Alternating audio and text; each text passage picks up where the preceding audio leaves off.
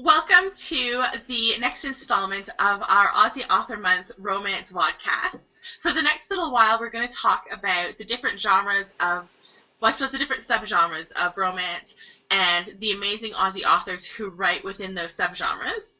And we're going to talk a little bit about our favorite books in those areas as well. This time we're going to talk about category romance, which is kind of cheating because there are so many subgenres within category as well, but we're all going to lump them together into one. And because we're doing that, I have had to be completely ruthless about the people that I wanted to talk about, because we have so many amazing Aussie authors who write for the different Harlequin and Mills and Boon lines, but we don't have all the time in the world, unfortunately. So first up, I'm going to talk about Kelly Hunter.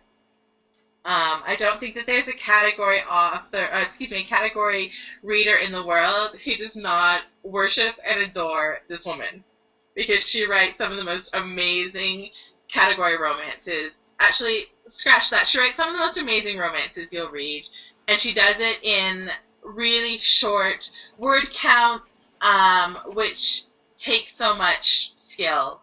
So I pulled out this one because this is the very first Kelly Hunter I ever read. It's Sleeping Partner. And I read it because, actually, Kat, I think it was you and some of your Book Thingo writers were talking about Kelly Hunter in basically an enormous gush fest. And it'd been a couple of years since I'd read a category romance, even though I got my start reading category romances. So I thought, oh, well, you know, I'll pick one up and try it. And then, seriously, never looked back. So good. Love Kelly Hunter. I just think she does so well. She just writes really nuanced, emotional, deep novels, and she just does it within the category parameters. I have a real thing for medical category romances because, well, actually, no, I have a thing for medical full stop. I love Grey's Anatomy and ER and pretty much every medical drama you can throw on television. So it, isn't really a big surprise that I love the medical category romances. So I've picked three of my favorites. This is Fiona MacArthur, and she writes mostly about midwives, which makes them really anything to do with kids, particularly since I got pregnant and had my own, is guaranteed to really tug on my heartstrings and my emotions, and I just find hers are really, really intense to read, and I really enjoy them. Fiona Lowe, I'm a total fangirl of. I love anything that this author writes in any shape or form. I just reviewed this one the other day for Aussie Author Month, this Career Girl in the Country, and it was just really nice. Fiona Lowe, she has such talent as a writer. I always feel like I'm learning things when I read her novels. And finally, Amy Andrews, who has recently ventured into single title territory with her sister. They wrote a book together called Sister Pact. But she's written about, I think, 12 or 13 medical romances, and they're really nice as well. My first category romance is also Kelly Hunter. This is the US cover of Red Hot Renegade, and it's called Her Singapore Fling in the US. Hold up, I have Red Hot Renegade here. I got the Australian cover. I'm so chuffed that the actual models are in the same pose. I think they might be the same person, just I think it's the differently. same picture. Yeah, I think it's the same. Yeah. Like it's a match.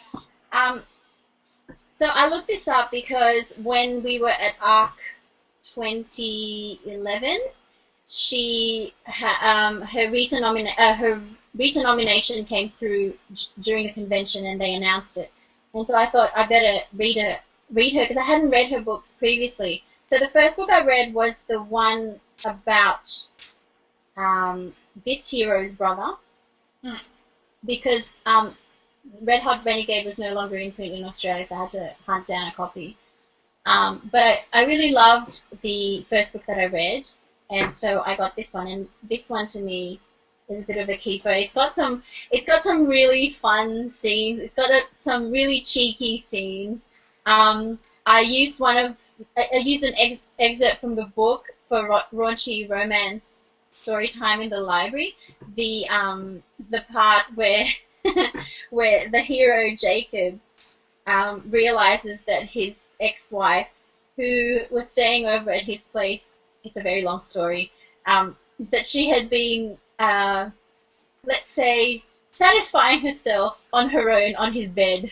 So he kind of confronts her about it at breakfast, and it's just hilarious thing. My second category is a novel I read recently called Heart of the Desert by Carol Marinelli, and it was such a complete surprise. So I would not have picked up another one of hers because I had already read two and they didn't work for me. And you know, if their style doesn't fit me, then it's just not a match. Top marks for everything because I loved it so much. The only weakness is there's a little bit of sort of Eastern massage mysticism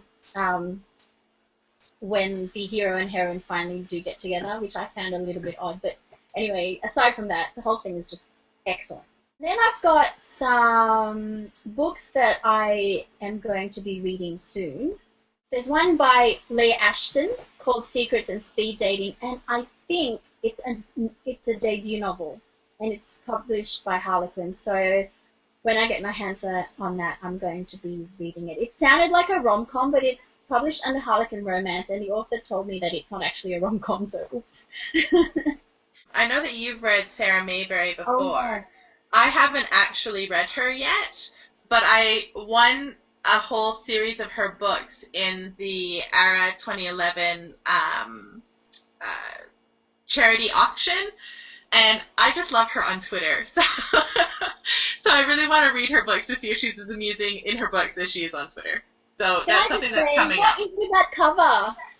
Flash that cover again. What's going on? Already hero. Yeah, he's definitely been bathing in baby oil.